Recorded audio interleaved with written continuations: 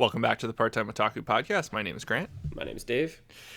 And another week, more My Hero Academia. If this is your first time listening, we are an anime-only podcast, so no manga spoilers. This is all our own week-to-week insight on the episodes. So just right off the top, we want to give a shout-out to at the Sketchy Artist 21 on Instagram. That awesome art of Shinso. Dave, when you sent this to me last week, I think we had this in the chamber a week or two ago, and I was like, just by seeing the art, I was really looking forward to his presence at the show, because like he's kind of an unknown to us. He is, but he's kind of featured in like the opening song and credits, and it's like, okay, well, we kind of saw this coming, at leed, that he'd be reincorporated somehow. But I think the guy who drew the thumbnail, said his inspiration was if Shinsho had the All for One quirk. Which is kind of an interesting take, but it's a killer thumbnail. Good stuff. Anyway, so thank you very much to at the Sketchy Artist. So I guess we'll just jump right into the synopsis for this week. Midoriya recounts his dream of one for all to All Might and seeks his advice. Class A and B are joined by Shinsho as they prepare to battle it out during their joint combat training. Yeah. What'd you think? I liked it. Fun episode. Really, like, two halves. Like they do this all the time in this show. And like even in just season 5 so far, they've done this where they kind of just sort of split an episode in half. It feels like 3 acts. Yeah. Or at least they all have. Yeah, they have very distinct breaks and tonal like shifts. But it all starts with this recap of Midoriya's dream to All Might.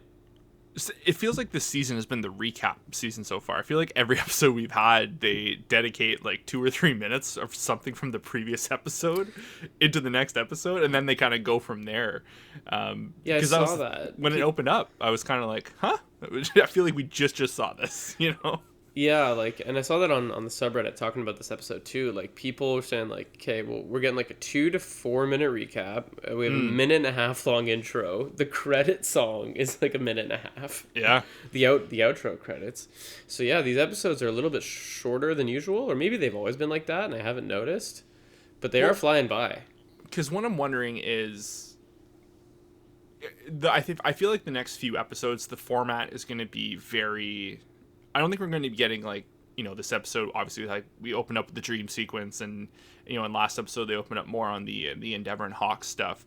But I think what's coming next is it's going to be in the moment. There's not going to be looking back on too much. It's just going to be in the action, and then whatever characters to the side are kind of like observing kind of thing. So my opinion is I think this is going to be the last episode, maybe for a little while, that kind of does this dedication to previous scenes, but who knows? Yeah, they've got a lot to kind of recount. The break has been so long from season 4 to season 5, so and like you said, like especially with this episode and the way it ends, which we'll get to, but like it really feels like we're kicking into gear into an arc. So yeah, maybe there won't be as much required. Well, we had said that last week. Like if it kind of, you know, for when we were talking about episodes 1 and 2, it kind of felt like they had to get some stuff out of the way, you know, and then now we're at like the main story. We're going forward. Like the plot is being pushed in the correct direction again. So, but yeah, did you like the episode then? Yeah, definitely like this episode. Felt much more like a typical My Hero episode that I generally speaking really like. I've said this to you before. Like anytime they get into the quirk lore, the All for One lore, that like main overarching thread of the whole show, learning about the quirk and like all that stuff, I can eat that shit up all day. I could watch a show just about that. So that first half I loved, and then also like the second half, which we're going to go into in detail, like, you know, all the games and the tactics that they have to play and all these training sequences. I love that shit too. So for me, this was a good one. There was nothing like in particular that was amazing, but I really liked the episode. What about you? Yeah, it was good stuff. It was the you know, I guess, like, you know, generally speaking, we had said last week, like, we both love the moments of just, like, the subtle humor, and then also kind of, like, I found there's a lot more overt humor this episode. Like, they were pushing jokes, and we hadn't seen too much of that. You know, we've seen it before in the show, but just not recently in the past couple episodes, so it was fun to see that, and then, you know, but yeah, all in all, great episode. You can definitely tell like the stride is kind of kicking in. It's like that's what I'm looking for. This is, I want to see the characters clash. Where like more there's going to be more team, like the teamwork and the bonds and building all that, and this is going to be a long arc. I will tell you though, Very long. Yeah. So I agree with all that, and like we both said, the show's kind of at its best when it's doing this kind of thing. But like, there's no way I'm remembering all these names. Like, no, I oh my actually God. I had the intention today. I had some spare time at work, and I was gonna sit down, rewatch the episode, and write down. I guess I could have gone online, but I was gonna write down every character's name they introduced in a span of 30 seconds, Oh my God. and I was gonna try and just read them off and just see it. Just like try and like all the current cast do. That's 40 characters in total over the next probably like 5 or 6 episodes or more that we're gonna have to like not remember, but like. Well, it's like, oh, is it this one or is it that one? Yeah. It's funny. Be patient with us, folks. And if like we end up resorting to like just calling him like, oh, like the lightning guy.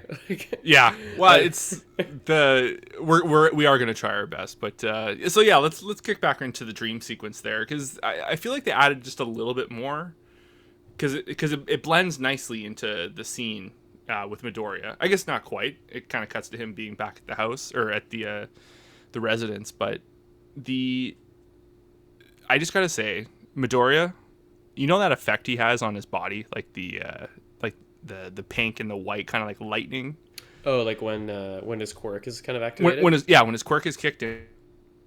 Oh, Grant dropped out for a sec. I'll vamp hilariously until he comes back. Ever seen? Like, I don't know what it is when his all for one or one for all kicks in. Totally. It's just I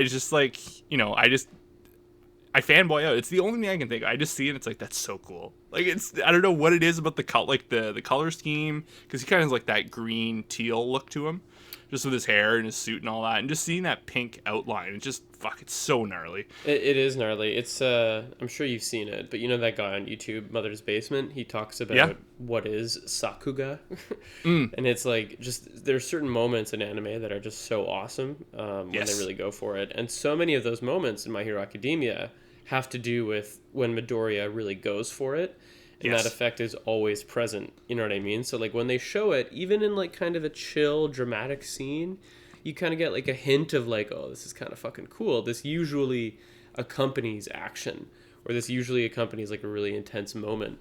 It's a really good way to set a tone. It's so cool. It's crazy how just like a little color scheme can just, like, for me, when I see that, I picture power overwhelming. Like, just like the pure raw energy that like flows through his body, and it's like it's coming out like veins on his body. It's such a cool technique, and this goes back, I'm sure it's like that in the manga as well. I can't imagine that's just like an anime only thing, but just what a visual cue. Just so cool. Yeah. I also love that it was like, it happened as he made contact with the original holder. Do we know his name, by the way? The original... I don't think we do. Okay, like not just you and I, but like the audience. No, because there's maybe for the manga readers, but there's a scene coming up with All Might, and All Might just openly calls him as the original wielder. Yeah, okay. I feel like he would know, but yeah. So Deku Midoriya goes for a walk. There's a quick moment of Naval Laser being like, "Oh, maybe you're still holding on to food." I forgot they have that weird little friendship. Yeah. Because there's an episode a few seasons ago where they kind of, I don't know if they had to partner up or something, and the cheese reference, that is a reference to something that we've seen before. I'm almost certain. Yeah, it's been too long for me to know, but I was like, I assumed he meant it was a bathroom comment. It was fine.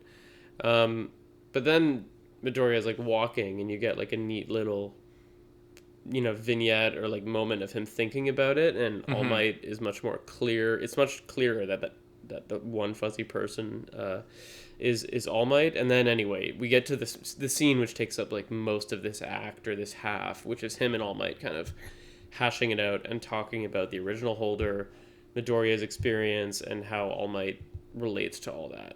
Mm-hmm. Did you like that scene? Yeah, big time. It just goes to show, I genuinely forgot how close, like, Midoriya and All Might were. Mm-hmm. Like he's, he's his mentor, and that's like a special bond that between the two of them, and like over the seasons, like All Might has had to try and like hide that. That's like a big part of the thing. Like he can't show, no one can know that Midoriya has his power. Like obviously, like Bakugo knows, but and I think some of the teachers do. But it's kind of nice to have these moments, and like this is the one thing that only they can bond about is this power they have, and I was honestly surprised to see like All Might taken back with like what Deku or is gone through. I agree. That was really interesting. I think like two thoughts on that. One is kind of was echoing what you're saying, but also it's interesting to see that just All Might in kind of this new role, because it's been a while now where he's just been completely without his powers. And I've been wondering, like, where are we gonna take his character? I'm really curious to see what he goes through this season. He says to Deku at the end of this conversation, he's like, "We'll investigate this together." You know what I mean? So I'm kind of curious to see what they use him for, going forward. If they ever like kill him off, that would be a really dramatic thing. Or if he's just sort of gonna be there until the end. Are you ready for my first hot take this season? Oh shit! Here we go. So when Midoriya sees the previous vestiges, which cool name, totally dope. We see some of them like visually, we see them in clear for the most part, and then we see kind of like a somewhat visible All Might, and then we see the two that are just like he's shades. sort of in between, right? In between, we know All Might is more or less dying. Yeah. So that could represent him being near death. And the other two is that could potentially be still alive. Like they're maybe All for One has them like hidden away. Interesting. And is like because he's kept himself alive all these years, right? Like because and that's the thing too. I don't know the time frame between when All for One and his brother started, like, and they keep making reference to meta powers. There must have been, I think that's a cool little thing where before they called them quirks, they were just called meta powers. Right. So it shows there's obviously like to be passed down from person to person. There must be at least like 100 years, I would imagine, or if not more, between like then and now. That's my guess, yeah. So, and like obviously like All for One's still alive after all this time because he's kept himself alive. I'm wondering if maybe there is like still two more. Not because that's the thing, they're not necessarily in order. They're not lined up in order. Right. So I'm wondering if maybe like two of those wielders at some point are still alive somewhere, and I wonder if that's like a tease for like a future arc, like way down the road. Interesting. So I don't disagree. Like I think there's clearly something at play here, right? The fact that you can see some holders, and one of which we know for a matter of fact is dead, but she's there and you can see her completely. And then All Might, is kind of in this transitory state, and then like I don't really have any theories, but I think that's an interesting one. I feel like I hope we explore that this season specifically, because that was like the big cliffhanger from season 4. So I hope that we learn a little bit about that. But yeah, because what we're seeing, like, this is plot A. Yeah. This is the main plot, and this is, it's being shown to us, and it's definitely probably because we're going to have such a long B plot. Like, this whole class 1A versus B thing, that's an important arc and all that, but in progressing themselves as characters, but like the general story, it's not, do you know what I'm getting at? Like, it's not the main quest. It's funny though, eh? Like we talked about this in our last episode. This is kind of how this show does it. Like they have plot A that it arches over every season. It doesn't get as much time, and every season has its own distinct like plot B. And it gets most of the screen time, and you get like pieces of plot A along the way. It's interesting pacing. I've never seen. I honestly can't think of any other show that kind of does that, where the main story, like the bigger picture, is in like taking a back seat majority of the time. Yeah, I can't think of anything either. But anyway, I dig it. I hope we just learn more about it this season, and that the reveals aren't too slow. Because like I said, I love the reveals. All the lore about the quirk and the main villain. I love all that stuff. What do you think? This is the other big thing from this whole conversation, is that All Might sort of says, like, I didn't experience that part. Like, he remembers some of the memories. He has kind of felt the presence of the other holders, but he basically says, I didn't get to talk to the guy. You know what I mean? Yeah. And he never mentioned anything about a singularity. So what do you think there? Do you think Midoriya is special? Well, I think Midoriya is special because I think very early on, because that's the thing too. I wish they were a little better with defining in the moment to moment, because every now and then you'll get a voiceover and it's clearly, that's the thing. It's not, that's my problem. It's not always clearly Midoriya as an adult, Right. Yeah. and that's like him, like I guess what would be the current time, because this is all technically a flashback Yeah, of because I think Midoriya. the pilot of the whole show talks about like this is the story of how I became like the number one hero, But that's the thing. I don't think they say that's what or like the best or something. I think, like, I think there is a reference they make that Midoriya is the greatest wielder of One for All ever, like, period. And I think the singularity thing is kind of like teeing that up, is to him taking the steps into like getting that power, and then obviously like total like this the Doomsday Theory. I was gonna say the Doomsday Theory. I was like, that makes sense. Like the way, obviously, like it was kind of like ham-fisted in our face, and they cut to Todoroki. But like they've been teasing this for years, like the whole bioengineering aspect of like trying to get the quirk, and it makes sense. Like over time, like all these powers are gonna be kind of like becoming a melting pot, and I hope that wasn't them setting up Todoroki as like a villain. I'd be so down though. But yeah, keep going. but he would be a good villain. That would be a little like, again, that'd be ham-fisted. But I think they showed Todoroki as like what they've. He's a perfect example, right? Exactly. I think that's like, we've seen that over the years, and they also kind of hit it again with like, Endeavor and his family and all that. So I thought that was really cool, and I just want to see Midoriya hit like he's already badass at 20%. I just want him to hit like 25. That's all I want this season. Just like a little power boost. By that count, it's basically 5% per season. So yeah, maybe we'll get there eventually in season 20. No, it's this whole scene with All Might. It just goes to show like how in the dark they are. But that's one of the better part of the show is like it's not like like super big mystery show, but it's just little stuff they trail along. We slowly pick it up as we go, and I think we're at that point where it's starting to like catch fire. You know what I mean? Yeah. Yeah. So that's basically that. That whole segment of the episode. It's kind of like a TLDR version of Midoriya's dream. I think, probably the biggest takeaways from that whole thing is that All Might is there but blurry. There are two fuzzy people, and All Might doesn't have any answers. And that's, and hopefully we get them throughout the season. Yeah, so the other really cool thing about that is because they have a quick flashback of All Might and his I guess his mentor. I forget her name. Yeah, but she's the grandmother of the villain, the guy with the hands. Is she the grandmother or is she the mother? I think I was 90% sure she's like the grandmother because she. I know either way she's related to Shigaraki. Yeah, he's a descendant of her. Yeah, so there was a cool scene with them and like kind of her explaining the whole vestiges thing and how like the real power. There's a line of feelings come before power. Yes. And I was like, that is fucking tight. Like that's what I like to hear. It's this power is meant for everyone. It's like an entity of pure good, and with over time it gets stronger and stronger and stronger because like the right people are chosen. You know what I mean? And it makes sense that this power gets, it develops and cultivated by every holder, and it evolves. Exactly. Right? They all add their best qualities to it, and that's what makes it so powerful because it's like, again, it comes back to that line of like feelings are greater than power. And I was like, fuck, that is some good shit. This show too, man, every now and then they hit you with a real good line of dialogue. She says to him in that flashback, this great line, she goes, even if one of us falls away, we can meet again within One for All, an impossible dream.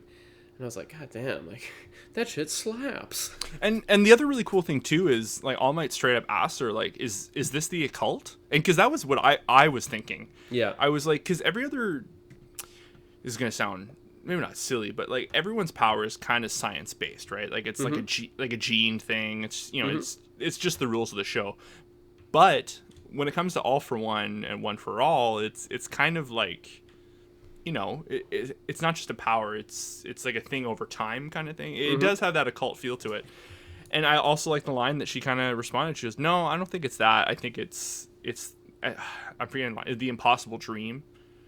Mm-hmm. It's not. It's just don't think about it. Like it's just a feeling. Yeah. It was I don't know. That was for me. That was the highlight. It was just kind of like that quick little. It's more than that kind of a Yeah, thing. exactly. Yeah, no, I feel that. It's really cool how some of the how this show sets up so much world building. Like there's just so much to do. You know what I mean? Like if you think about season one, it's like the show's just running all over the place to try and tell you about the world, but it also has to set up Midoriya and his relationship with All Might, and it does a really really good job of that. But over time, the show has also done a really really good job of hinting about all this history. Another show completely unrelated that I can think of that does a great job there is Game of Thrones. Like, do you remember how much had happened in Game of Thrones before, like, the actual pilot? Like, just historically, like there was Robert's Rebellion and like the Targaryen War and all this crazy shit. And like, part of the idea of that show is that like, the main character, Rhaegar Targaryen, had died before the show even started because there was just so much history that informed how the rest of the plot was going to take place. Well, that's how you make a believable world. You Yeah. create events and you create stories that have nothing to do with the matter at hand. Well, not in the immediate Or moment. they're at least but influenced by history that you also have to make up. Exactly. And so that's the thing too. Like anything well written that can kind of justify a current moment, it just pads it up into something more. Yeah, it's exactly. and a very good example. More lore, more history. Yeah. But the reason I thought of that was like because we have seen so many flashes and heard so many hints about All Might's predecessor and his mentor. And every time she's on screen and All Might talks about her, it's usually pretty good stuff. So maybe we'll get more of that. But I liked that flash too. Yeah. Then we get to like what we were talking, like kind of the B plot of probably maybe the season. I'm curious, like, because they get to it pretty quick. So they had to. By the end of this episode, it makes sense of why they had to get to this shit right away. This is going to be long. Yeah. So maybe we can set this up. So they all meet up for an exercise, and like the quick thing is like Class A. I think Midoriya notices, or someone notices, that a lot of them have new gear. I don't know if there was anything major there. Like, it's mentioned. Bakugo, until Pinky said it, I wouldn't have noticed. Agreed. I thought Bakugo looked like a tad different. Midoriya says he has new gloves. Uraka has like a weird jealous moment. It's very quick. Yeah. But then Aizawa moves right on to being like, okay, here's how the season's gonna go. You're gonna face off against Class B in a series of 4-on-4s, and I love the show when it does shit like this. Yes. You set out an objective, so the idea is you have to apprehend and restrain the opposing team as you're role playing your villains, your heroes, their villains, and they're doing the same. They're playing by the same rules. They think they're the heroes and you're the villains. So you have to apprehend and restrain one another, and you have to get everybody's team of 4 restrained, and that's how you win. And then like the intros of like everybody on Class B, and then all of the matches. It's like holy, like you said, yeah, no kidding, they had to get moving. Like this is gonna take a minute.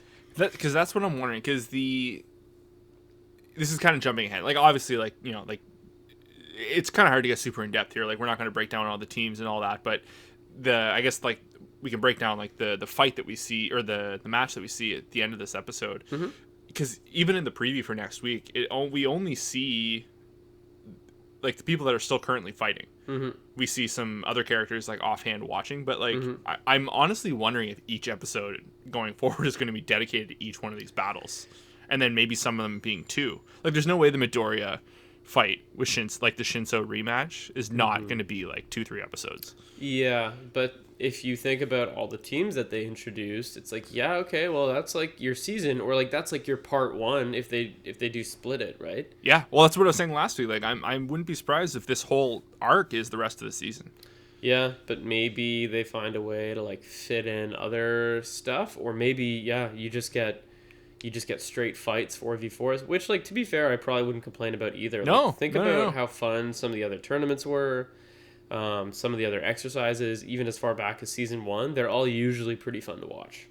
Because that's the thing too. I don't want to see just like one match like be a total blowout. Because like right now, both these classes, and there's a really really cool scene with All Might and is it Lady Midnight? Or is that her name? Yeah, Maybe. Midnight. I'm not sure what you're referring to though. Anyway, so it's them walking up. I think Pinky makes a reference. Oh, are All Might and Lady Midnight dating? And like they just kind of ignore her kind of thing. And All Might and Midnight, I hope that's her name. I feel like an idiot repeating if it's not, but saying like, oh, like I wonder who's gonna win this or who's gonna be best like up against each other. And All Might straight up says, he's like, well, 1A, they know how to act in a crisis because they've been through it. But Class B is like their graves have like improved more because they've been in class the whole time. Like they're actually learning. So my point being is, I hope going forward, I don't want to see one match just blown out in like 30 seconds and then they move on to it. Like all these characters deserve their fair screen time because they're all competent. Like and that's the thing too, like there's some odd characters in either class.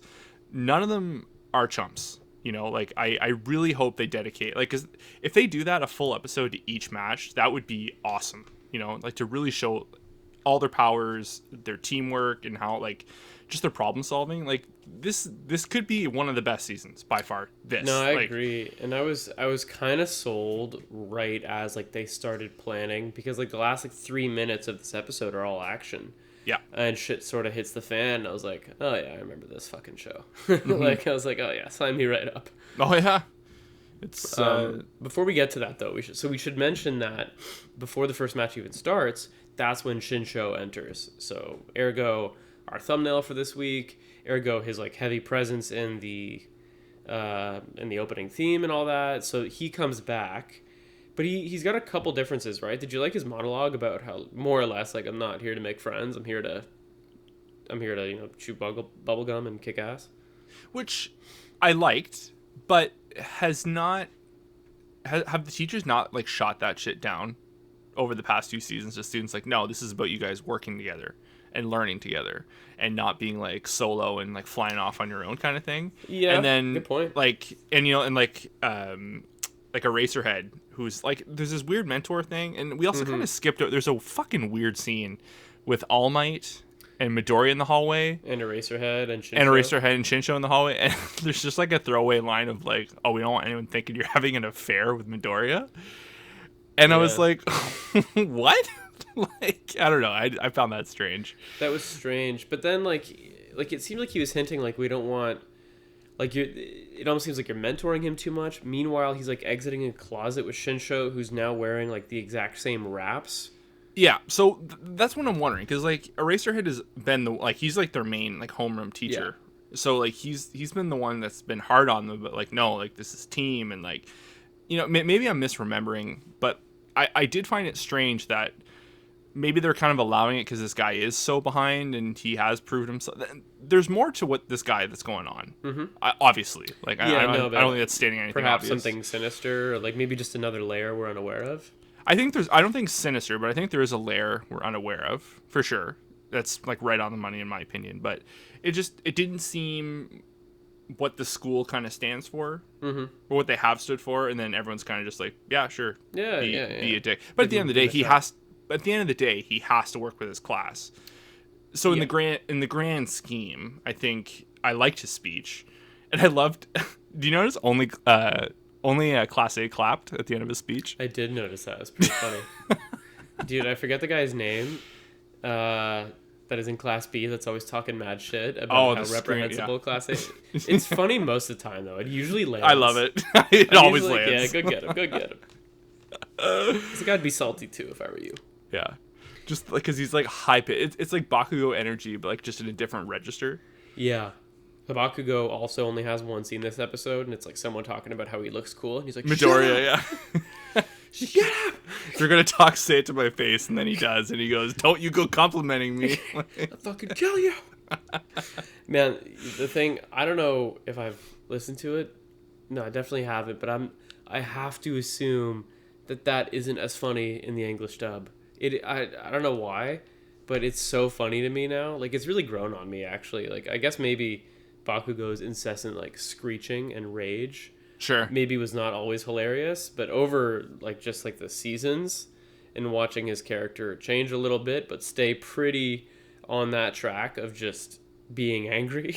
Bakugo has gotten a serious pass from me because I agree. Early on, it was much Like at times. Zenitsu from Demon Slayer. Exactly. But I think I had also said that like that season 3 fight between like round 2 of Midoriya versus Bakugo.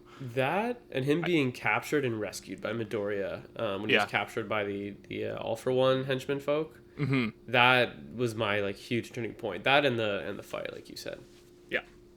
Anyway, so Shinsho shows up. He's got like a new mask. At this point, we don't know what it does, and he's got wraps. So I'm interested to see if he can actually be kind of like a physical hero in that sense. Because so far, even in the 2 altercations we've seen him in, one at this episode, one when he loses to Midoriya in the tournament, he's never actually like we've never seen him like throw a punch or like do anything. So it'll be curious to see like if maybe like the wraps that he's using, like if he's developed some stuff. Like, are those magic? Like, what's the deal with those wraps? Because Eraserhead he's in the exact same situation. His power is not an offensive power. It's like a support ability. Mm-hmm. And technically, kind of so is Shinsho's. It's tricky though, right? Because the way Eraserhead uses it, it looks like he's like he's using them with like superhuman speed and accuracy and strength in some cases. Like he's restraining people. You know what I mean? So it's like, are you just really good at this? Or is your quirk somehow enforcing this? Or are we supposed to believe that Eraserhead is just really good at throwing around bits of cloth? Mm-hmm. And then well, maybe, like he's a pro hero. Like he's been doing that, right? So, but it's like, can that naturally cross over to someone who's been in the normal class? That's the thing too. We don't know too much about the normal classes, right? Mm-hmm. So it's who knows what they're taught and if they're even combat trained or whatever. I'm very like, I've never been so quickly like in this show.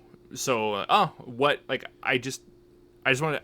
We just got to watch. Like there's not much more we can go on over his character. Like he has that intro and then it's like, all right, well we'll see what you can do. Yeah, pretty much. Had you seen, speaking of which, like we pretty much jump right into the fight, and there's not a lot of it that we see, but had you seen Froppy's camo ability before? I can't recall, because there was that one-off Froppy episode, she's working with the other sea heroes. There's like a walrus man. I can't recall if she used it then or not. Okay. But yeah. Fuck, did they really zoom in on her ass? That was like, even like in the invisible thing, I was like, this is so fucking like the angle they did. I was like, what? I'm happy to say I missed that. Even in this show, it's anime. It's like it's anime. They had the one like weeb like irritating moment that there was for me was like Iraka having like a jealous moment about the support girl. Yeah, whoever the girl that makes Deku's costume. Yeah. And I was like, really? did we need that? Yeah. But whatever. So Class B gets the jump on Class A. I really liked how that went. Like Class A is kind of overthinking it. Forgive me, I forget the shocking ability guy's name. But I don't. Is it Kirishima? I think so, actually. Yeah. But they do a good job of kind of painting him as the moron in this scene. Yeah. He's like, yeah, let's light him up. But it's the other cool thing on the opposite side is. Oh, well, okay, here's the one thing I didn't like about this episode. The beast dude with the glasses. The one that can talk to animals? Or no, on the other team. In Class B. Yeah. So, like, there's not much more. Like, there's, like, a minute or so of, like, Class 1A kind of over-analyzing the situation and, like, not over-analyzing. I think they were taking the proper time, but you can tell Class Kirishima was kind of slowing them down too, though. For sure, but it was interesting to hear because when Class B shows up, they kind of just like in typical villain fashion, which I don't know if that was intentionally done, but they kind of just proceed with discussing like their plan and their reasoning while they're fighting. I was like, why? Yeah, Why I you know. guys just shut the fuck up? Like, just get into it. Yeah, the beast, that was super annoying. Specifically the beast, and I thought that exactly. It was just super annoying. But he brings up the interesting point of how they were zooming in on Kirishima, because if he gets alone, no one can stop him Mm-hmm. because he can just unload like. Right. Because I never really thought of that. Like his power, like no one could take like 1,000,000 volts or whatever his power is, right? Like that would knock anyone out. Yeah, it almost feels like he should have like a support item or something that allows him to let loose more and not worry so much about friendly or collateral damage. Otherwise, he's always going to kind of be restrained and kind of hamstrung. You know what I mean? Like maybe if they can like figure out a way for him to throw a taser on somebody and it only Yeah. goes to that enemy or something. Well, when the episode finished, my finishing thoughts were, we need a Red Riot episode for this guy. Yeah. Yeah, You know, he needs like, like a little bit of development. He's one of the weird characters where he's not great. He's not Minata, like the grape juice. He's not the tail guy or the tape guy. You know, he gets a lot because he's kind of like Bakugo's crew. He gets a lot more FaceTime and has like a lot of more talking lines. True. And I always thought the same about Red Riot. I was like, this guy's getting a lot of FaceTime for like nothing. Mm-hmm. And then we get this big episode. So I'm almost wondering if Kirishima is going to get something later, and I hope we do, because like it would be kind of like he's just kind of like the dummy. Mm-hmm. You know, he hasn't. I can't think of a moment where like he really kind of helps the team out, like go over the moon kind of thing. Yeah, I don't disagree. Yeah, you're kind of right. He probably could do with like an episode where because in that Red Riot episode, he also like figures out or demos his like ultimate ability for the first time. Mm-hmm. He could do with like a power bump. He could do with a bit of development. Yeah, I agree with all that. But yeah, so like they're kind of ambushed by the other team. It's not going well. No, it's not going well. But we see Shincho kind of jump right in, and there's a really cool line too. He says, "There's a target that I'm going to take out first that I know." And then they're all kind of like, "Oh, Shincho, like he's already in it. Like, you know, he's one of us. He's assessing the situation." Mm-hmm. It was, you can tell like they're all trying to play nice, you know. Yeah, Shincho's using his head, and they're trying to be supportive. And yeah, he whips out his new ability, and that like the mask is clearly like a massive upgrade, right? Because in the one fight he had against Midoriya, it was like, okay, you had a pretty great quirk, and then Midoriya figured it out, and boom, like your quirk is worthless now.